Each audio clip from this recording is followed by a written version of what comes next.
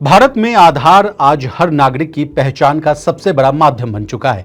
Bank account खोलने से लेकर मोबाइल सिम खरीदने तक हर जगह इसकी जरूरत पड़ती है। अब सैटेलाइट इंटरनेट की सुविधा लेने के लिए भी आधार जरूरी कर दिया गया है।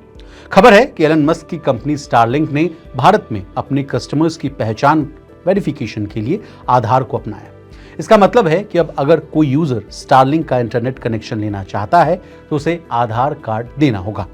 स्टारलिंक पहले से ही भारत में अपनी एंट्री को लेकर काफी चर्चाओं में रहती है। कंपनी का मकसद है कि पूरे देश में हाई स्पीड इंटरनेट पहुंचाना, खासकर गांव और टियर 3 शहरों में जहां अभी भी इंटरनेट की स्पीड और जो अवेलेबिलिटी है यानी उपलब्धता है वो एक बड़ी समस्या है। अब अगला सवाल आपके मन में यह आ रहा होगा कि आधार से वेरिफिकेशन क्यों? देखिए, स्टारलिंक ने आधार वेरिफिकेशन को अपनाने के पीछे सबसे बड़ी वजह जो बताई है वो है ट्रांसपेरेंसी और सुरक्षा।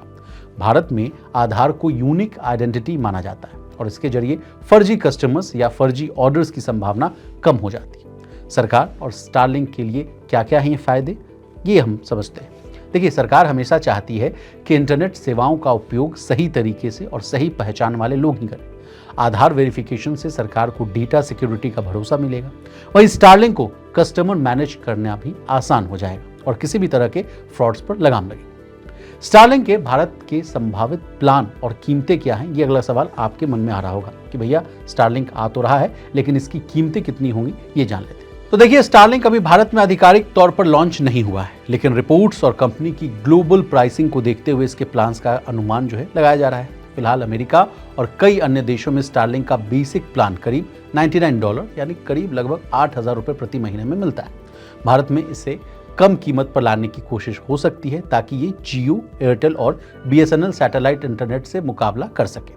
भारतीय मार्केट को ध्यान में रखते हुए स्टारलिंक के मंथली प्लान्स की कीमत जो है कहा जा रहा है कि 1,500 रुपए से लेकर 2,500 रुपए महीना हो सकता है, यानी इसी के बीच में रहेगा प्राइस।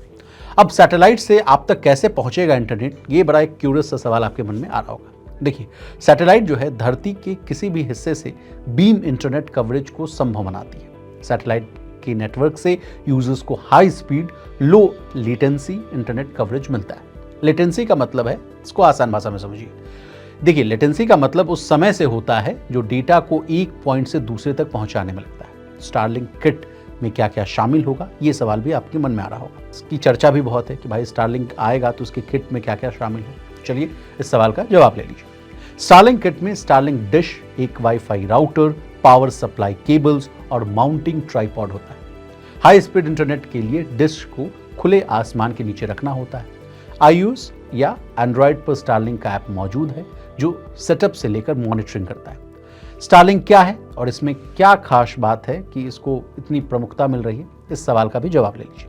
देखिए, स्टारलिंक स्पेसएक्स का एक स्पेशल प्रोजेक्ट है जो सैटेलाइट के जरिए हाई स्पीड इंटरनेट देता है।